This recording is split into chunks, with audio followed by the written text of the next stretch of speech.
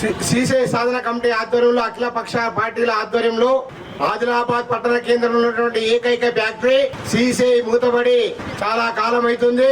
ఈ తెరిపించడం కోసం గతంలో మొదటిసారి ఈ రెండవ దఫ ఉద్యమంలో కూడా అన్ని రాజకీయ పార్టీలను కలుపుకొని సాధన కమిటీ ఆధ్వర్యంలో ఉద్యమం చేస్తా ఉన్నాం.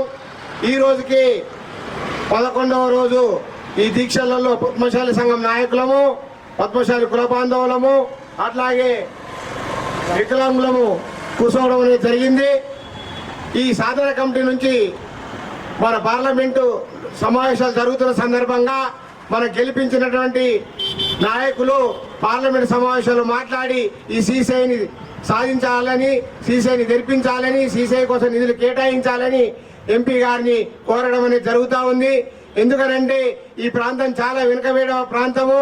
మన ఆదిలాబాద్ అంటే గిరిజన ప్రాంతము. ఆదిలాబాద్ వచ్చిన సందర్భంగా అమిత్ షా గారు 2018లోనే మాకిన ఓట్లేసి ఎంపీగా ఎమ్మెల్యేలు గెలిపిస్తే ఇక్కడ ఉన్నటువంటి సిసిఐ ఫ్యాక్టరీని తెరిపిస్తామనేది జరిగింది. వాళ్ళు ఇచ్చిన హామీ మేరకే మేము ఈ సిసిఐ ఫ్యాక్టరీని తెరిపించాలని మేము సాధన కమిటీ ద్వారా డిమాండ్ చేస్తున్నాం. ఈ సాధన కమిటీ ఏం నిర్ణయం తీసుకున్నా పోరాటం చేస్తామని, ఈ తెరిపించేంత వరకు పోరాటంలో ముందుంటామని విజ్ఞప్తి చేస్తా ఉన్నాం.